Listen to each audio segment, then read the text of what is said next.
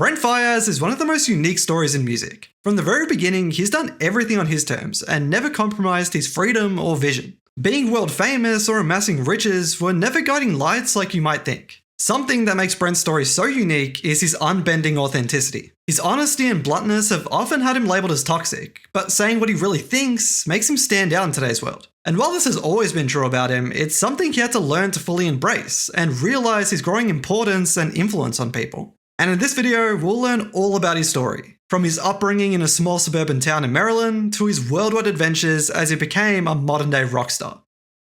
And our story starts back in 1995, in the aforementioned city, Columbia, not the country. Placed between two prominent and very tribal cities in the DMV, in Baltimore to its east and DC to its west, Brent thinks it captures the perfect blend of both. And while these cities proudly had their own genres of music, like Baltimore Club or DC's Go-Go, in Columbia, Brent loved classic rap. He grew up listening to Tupac and Biggie like everybody else, but also loved G-Funk, that smooth, soulful, sample-heavy rap from California that Snoop Dogg and Dr. Dre were so famous for. But his music taste did spread far and wide, having a place in his heart for A Tribe Called Quest, to Nirvana, to his first CD being The Diary of Alicia Keys. Notably though, R&B was never something he gravitated to in his own listening time. Lyrics were what drew him in, and a big reason why he loved rap, feeling like he could relate to the stories told and what was being said. And as far as his own music journey went, it started at 12 years old when his parents bought him a beat machine. He found making beats cathartic, even as a kid, and this carried throughout his entire career. It's a soothing process that allows him to escape the real world and be his own, entirely focused on bringing a story to life and something that sounds cool. So as a kid, he'd spent a lot of time in the basement just tinkering with beats. And as we hear in the first track of his debut album, he wasn't exactly a star student. He would pretend to leave for school and actually sneak back into the house and into the basement to make beats all day. It's all he wanted to do. And when he was about 15 years old, in that middle school, high school period, he joined a rap crew or clique called Lost Kids. He would rap for fun with his friends and make the beats for them to rap to, and even as a student, he was selling beats to other kids and even grown adults. Rap and music were his clear passions. And whether he failed 9th grade or not, he eventually graduated high school and immediately moved out of his town to move in with his brother in Charlotte, North Carolina. This immediate introduction to life as he skipped college made him grow up quickly. He worked jobs at Dunkin' Donuts and Harris Teeter, hating every second of it, and working on his own music whenever he could. Music was the only thing he wanted to do with his life, and after getting a taste for work, he knew he needed the freedom afforded to artists. And so his side hustle was Soundcloud. But he wasn't one of the few that got lucky. He made music under 3 different names with none of them sticking, until settling with Brent Faiyaz. He took the middle name of Christopher Brentwood and a title given to him by one of his Muslim friends from Lost Kids, Faiyaz, meaning artistic leader in Arabic. And he controlled every part of his art, from making the beat, writing the lyrics, recording himself, and then slamming it all together. What did his music sound like? Well, lucky for us, we can still hear some of his early tracks, well, those under the name Brent Faiyaz. He's too embarrassed to show us the rest. But a few things clearly inspired him. Beat-wise, as has remained consistent throughout his entire career, his sound is dark and moody, the type of sound that knows how to make you feel something. It was inspired by the ascending sound of Drake and 40, that Toronto sound. And just like him, Lauryn Hill, Andre 3K, and a guy like The Weeknd, Brent combined his rapping with singing, being a dual threat. What's crazy is that Brent had never received any kind of formal training, not vocally, not in production. He was a natural. And this maverick style he came up with obviously paid off, but it was based around making music that Brent wanted to listen to. He was his own biggest fan. And by foregoing what should work, you can find new things that do work without any logical explanation. And that often creates the most expressive art that really resonates with people. The only issue was, it wasn't. He kept at it for years, making music when he wanted with nobody listening. Even at this time, he wasn't mindlessly releasing records hoping one would save him from a normal job. It was always intentional and what he felt like was right. And despite not having a massive audience, it was intriguing enough to catch the eye of a manager, Ty Baisden. He would be Brent's manager for years and eventually elevate to his business partner, but it all started with a DM about his SoundCloud. And one of the first things he told Brent was to quit rapping. His singing voice was the real star of the show. And bluntly, there were enough people in the world trying to be rappers. But there was a market and a gap for Brent to make it as a singer. You might think that Brent would have pushed back on this, but it was the first time anyone had contacted him about his music. So he took his word for it and trusted him, being invited out to LA to talk more. And this started Brent's cross-country lifestyle of flying to LA to chase his dreams and return home to Charlotte to work his day job. This started his real music grind. Having ties and connections in LA gave him resources to level up his music and work with other producers. Working out in Hollywood Hills was a big change for this kid, but he still made the music he wanted to make, with his first LA-made track being Invite Me, and the ensuing debut EP, AM Paradox. And as Brent grew a name for himself, more people became aware of his music, like selection duo Atu and Deepat, a pair of producers who wanted to remix Brent's SoundCloud single Allure. In return, Brent met up with them at one of the LA shows and went to a studio right after, and immediately kicked it off, having a really easy friendship. Right then and there, they knew they wanted to make a lot of music together, and this started their incidental band, Sonder. Although the name only came along later out of necessity to put a name to their music and their debut project, Into. Sonder is something that means a lot to Brent, as you'd hope most face tattoos are. And it's something he got long before this collaboration, being a term he found online that really stuck with him. As he always answers, Sonder is the realization that every individual passerby has their own life that's just as vivid and complex as yours. Individually, we're no more special or unique than the person next to you, but neither are they. And this can help you realize that anything's possible and not to be caught up in ego and narcissism. Brent's awareness of this is obvious when you really listen to his content and subject matter. He's much more than a toxic love singer. He's always felt passionately about social issues, politics, and the plight of black people in America. And so much of his early music was split between talking about real issues in the world and his stories about love. This is most clear in his debut album, Sonder, an album meant to introduce him to the world and give people a reason to care about what he has to say. So the project covered his life up until the present day, the events that shaped him, and what had happened in his life to lead him to a debut album. But before this, there is a very important song to talk about that might be your introduction to Brent, and it was for a lot of the world. And that's Crew, with DMV Products, Goldlink, and Shy Glizzy. Goldlink reached out to Brent to do a verse, but struggling to finish it, the song was sent back to Brent with him on the hook, which was a little annoying to him. But he thought the song was cool, and thought at the least it would be a cool moment for their area, going down as a DMV classic. And to his surprise, it was nominated for a Grammy, and was heard on just about every radio station across the country, giving him one of those crazy moments of hearing his own voice in the car. Radio stations were even editing the song to play his part even more. And even as we wade through our weird time soup here, I think it's worth covering now how little Brent cares for accolades and commercial success. Maybe this is just him playing up to the camera and being nonchalant about it, but I've seen enough from Brent in making this video to trust what he says. He doesn't play industry games like other Hollywood-made stars. And he certainly doesn't feel a need to receive validation from the suits of the Recording Academy. He wants his music to impact people who actually listen. As long as he loves it and it resonates with people, that's all that matters.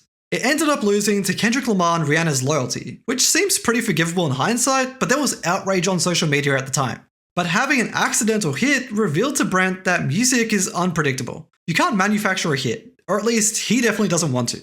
And while countless artists reached out to Brent following the success of Crew, he didn't want to be boxed in and forever viewed as an R&B hook feature. He wanted to stand on his own 2 feet and be known for his own music. And that showing of artistic integrity is so impressive to see for somebody who was sleeping on the floor of his manager's closet using layers of blankets as a mattress. Despite being an emerging artist, he was still broke, but it proves that money was never his motive. In the business, Brent is perhaps most known for being unsigned and achieving everything he's accomplished without a label. And that all started here, when Brent first held talks with labels that shaped how he felt about them, and that was seeing them as predatory and unfair. It was standard industry practice to offer and sign new artists under a deal that would see them take in just 18% of royalties, being money they'd see from their own music. This to Brent was daylight robbery. He couldn't fathom such a vast majority of the fruits of his labour to go to people he had never seen, and that didn't help create the art he was making. So, under the guidance of his manager and his team of friends, they turned down deals offering as much as $250,000 up front as an advance to own 100% of his music. And as we continue going through his story, and as we know today, his gamble paid off, and he circumvented the need for a label by achieving success without them. Creative freedom, independence, owning his own music, and doing things his way has always directed the business side of things for Brent, but music is always the focus. And that's been the case since his debut album, where even back then, he incorporated his love for skits to tell his story, something that was so common in the music he loved, and something that only album purists and storytellers care to do.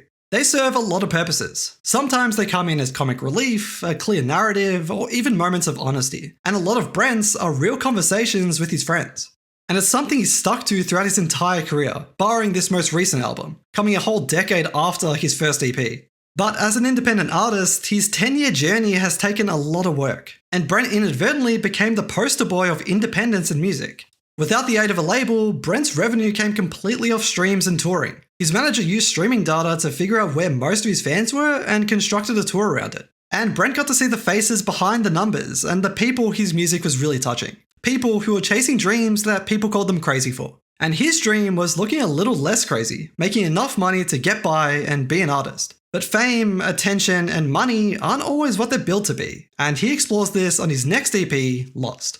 He navigates his newfound struggles with these vices, even if they're just a fraction of where he'd one day go. And it's funny listening to his early music viewing him as a toxic neo-r&b singer, which is something he strongly disavows, because this music is so real and rooted in life. But it's worth remembering that he's in his very early 20s and is someone who's clearly intellectual and thinks about the world. And maybe there's some irony in that, but it's also so relatable to people.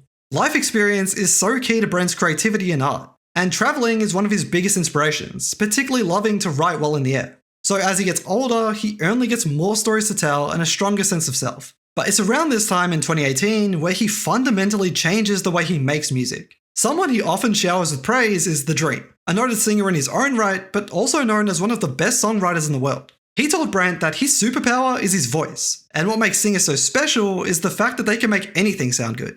So while he was being his true self, he was catering to what he thought people would like to hear and making his music as palatable as possible. But this advice encouraged him to tap into a whole new level of honesty and bluntness, changing his life forever. Fuck the World solidified Brent's musical identity and public image more than any other project, and with it, reaching more people than ever before. He would never lie in his music or portray himself in an unfaithful or dishonest way, because the worst thing that he could do is give people an idea of him that isn't real. And I think Brent being unapologetically himself is what makes him so beloved by fans, finding his candor refreshing and earning him a ton of respect as someone real. And what he preaches through his music and actions is also largely positive, showing and telling people that they can be successful being who they are, that they don't need to conform or do things like everybody else. Fuck the World was his crowning moment as he connected all the dots and became one of the hottest names in music. The naming of this EP that many people confused for an album was something Brent enjoyed, loving the versatility of the word fuck that allowed him to fully encompass the yin and yang of human emotion. It actually has 3 meanings, and all are conveyed with the same 3 words and sentence. One is the boastful and ignorant view of saying, middle fingers up to the world, I don't give a fuck about anything. Then there's the more lustful perspective of enjoying and indulging everything life has to offer. And lastly, taking a step back and realizing how fucked up the world is. And the timing of this project couldn't capture that any better, as it released just months before COVID shut down the world and George Floyd was murdered. In such a horrible time in human history, for some people it gave them an opportunity to ascend, which is always a difficult thing to grapple with. But for an artist, as people were stuck home and listening to music way more, Fuck the World came out at the perfect time and skyrocketed Brent's name into a household staple. This breakthrough mixtape turned him from a humble artist sharing a 1-bedroom apartment with 3 friends to an international star, almost overnight. But as the saying goes, every overnight success takes about 10 years, or a whole life before it. Having more access than ever before, Brent flew across the world during lockdown, foregoing public safety and living with random women he'd meet for weeks at a time. But it allowed him to be on the front lines and tear-gassed at a Black Lives Matter protest in Atlanta, spend time with family back home in Colombia for the first time in a long time, and indulge in the vices of Hollywood as a star. He took it as an opportunity to gain a competitive edge and continue working and playing while everyone else was stuck being still. He tried to use that time to grow and improve his art. I'm not condoning or praising his behaviour, but clearly it was a different experience for him than it was for most of us. But success didn't make Brent slow down. It only made him want it more. His dreams of one day acting in a movie started here, and diversing his artistry and role in music, looking to build a collective and his own label. And he had to battle the contradicting emotions of being happy that he finally had his breakthrough and the guilt of everybody else's misfortunes that didn't even feel real at the time. In fact, it felt post-apocalyptic, inspiring his sophomore album, Wasteland. He didn't want the pandemic to derail his ascension, but a new life was presented to him as he embraced his rockstar status in a world beaten and bruised. And Wasteland took the shape of his most cinematic album to date as he deals with stardom and tells the story of a protagonist with a fatal flaw. He was really inspired by the strings he was hearing, and the production served to assist his narrative, something he wanted to feel very Shakespearean. It needed to feel tragic and jarring, and once again the skits nailed that home, stitching together the story and filling gaps between themes that almost serve as acts in such an orchestral production.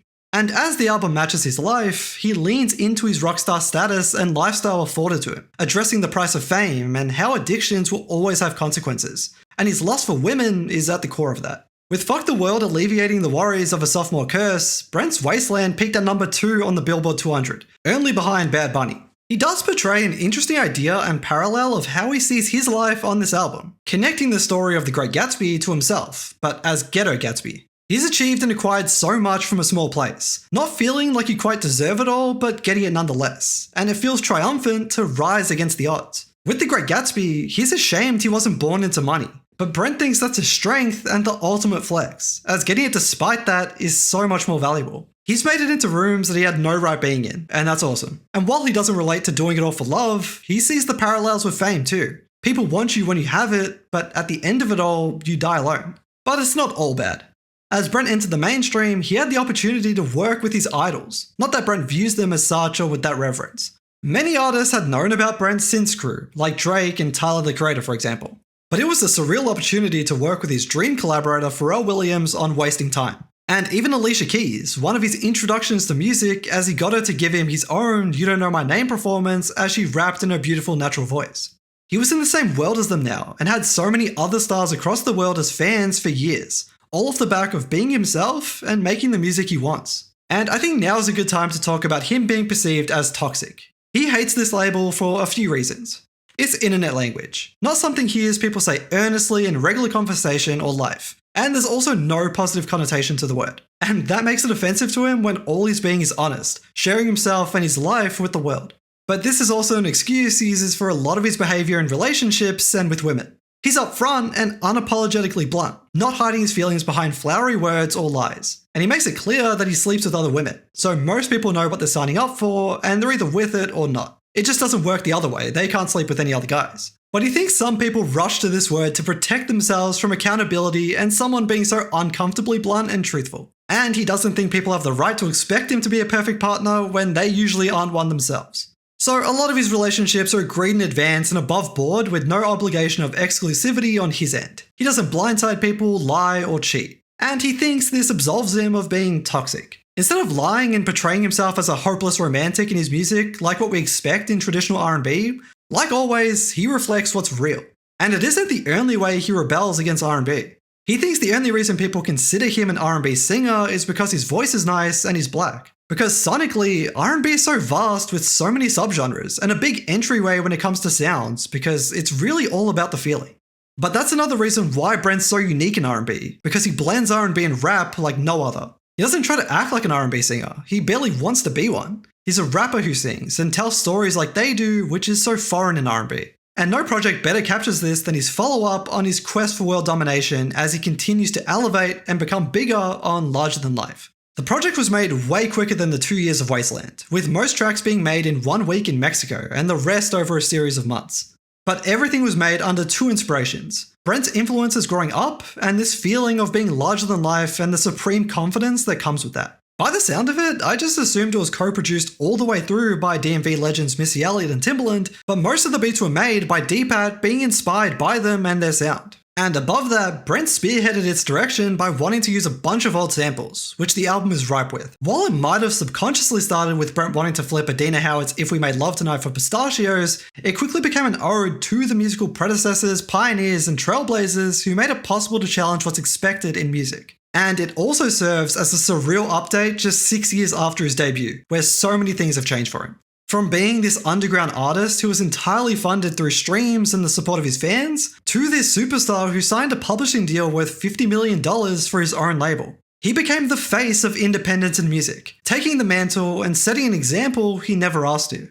And maybe music was always heading this way, with the introduction of streaming and the declining need for traditional labels, but Brent definitely showed it's possible. And his own creative network and pseudo-label ISO Supremacy captures his way of life and mentality, where he can gather like-minded individuals in search of something. Because if you're not chasing something, you'll fall behind. But just like him, those affiliated with him remain independent, being paid everything they're worth and due, and that their art generates them. And it's amazing to see Brent be so principled and willing to give back, having his own foundations like Freedom to Breathe or his Show You Off grant, which started with a song he wrote back in 2018 and later released in 2021. He thinks this world is especially hard on black women, and he feels like black men really show their love and support for them. So in every year's Women's Month, he finds black female entrepreneurs and funds their startups. Having his own black-owned company, he wants to pay it forward and help create more. And despite all of his fame and success, he's managed to stay grounded by doing it all with the same friends by his side, who are huge parts of his business and life. It took him a while to recognize his power and influence as a star, but has done so much to give back and be that North Star for other aspiring creators struggling to pay bills. He's become a story that people can be inspired by, and a reference they can use to accomplish their own things. In a lot of ways, he's become an icon. Just like his latest album, Icon, I thought that was pretty clever and true. And while it's come years later, and he hasn't spoken about it as of making this video, there's a clear shift in sound and content that's immediately noticeable. In those Wasteland and larger-than-life years, he had consistently been talking about his ambition to continue growing and elevating what he does. Sonically, he'll always be inspired by new things while relying on his proven and favoured sound that's so moody and emotional, knowing the perfect instruments for the job without any classical training. But he had also started maturing in those years, like wearing prescription glasses and setting himself a bedtime. He had been living recklessly for so long that he has enough content to last the rest of his career, and obviously is more than some sex-addled pothead. His new sound might match his evolving maturity and perspective as he navigates his 30s after a wild 20s. But as of a few years ago, love was still some far-off idea, with his long-term vision for himself being an older dad in his 40s with some model wife in her 20s. Icon just reinforces that we can never box Brent in and pencil in what's coming, and it makes him a mercurial artist who we can't wait to hear more from, because we can always trust he's going to deliver and make us feel something. And that's the coolest thing about music. But what's next? Well, Brent has a lot of interests across the creative space, from fashion to acting, and he wants to immerse himself in those worlds. He's been very careful about revealing too much about a movie script that his brother and his friends are working on, seemingly for himself, but doesn't want people like me running to this idea. But he has worked with acting coaches and has made headway in that industry. And fashion has always been super important to him, as he works in his own streetwear lines. And in that 3-year break, I think it's fair to assume that things are cooking, fingers are in pies, and fires are being stoked. So hopefully we'll see more of that over the coming years. Musically, there is one project that I didn't talk about because it's such a common case with artists where they reveal a name for an album and fans talk about it for years, holding them to it. But Brent himself has confirmed that this album would come one day, mainly because he loves the title. And that is Make It Out Alive. It was supposed to be his sophomore album, replacing Wasteland, but timing and inspiration reinforced that switch. To me, just judging by title alone, it sounds like those projects would have covered the same thing. So that's why I'm skeptical about it coming out, but he's assured us that they're different. He said it's about all the distractions in life that challenge you and make it difficult to maintain your sanity. It's something physical and mental, and the idea of making it through unscathed. Bearing in mind, he last spoke about this album in 2022 after it was replaced with Wasteland. And judging by the last song on Fuck the World, we can assume he came up with this idea in 2019, so it's not tied to COVID specifically. And sonically, he views it as very different to that orchestral, cinematic, Shakespearean style of Wasteland. So, I don't know. I'm not sure we should be holding on to hope for this album, just given the time that's passed, but he did seem very excited about it at the time. And like I said, there are so many instances of this happening through music. Like Bryson Till's Serenity always comes to mind. Interviews are great, but dangerous for giving freaks like me ammunition and excitement. But it's always important to remember that these artists, just like everybody else, are just like everybody else. We're all human and prone to changing our mind about things. Or even musically, I think if it's an album that's been made and scrapped, it can be really hard to recreate it with a fresh mind, or work off this old idea you had once. But that's the story of Brent Faiyaz up until this point. I really hope I'm not forgetting something cool or interesting I wanted to share. I mean, there are so many small things I could share about his process or certain albums, but I'll save those for album-specific videos down the line. But I had so much fun learning about Brent's whole story to share it with you, and I hope this can give you just a tiny bit more appreciation for him. Go and support his music, take a trip down memory lane, or go ahead and listen to his early stuff for the very first time. If you want to know my thoughts about Icon, check out my video I made a couple weeks ago. Spoiler, I loved it. And let me know your favourite Brent memories in the comments. I remember finding him through Spotify's Discover Weekly, a rare moment of it actually being good. It put me onto Crew and Poison, and that was a long time ago. Shit. Anyways, thanks for watching. I hope you enjoyed it. Have a great day or night.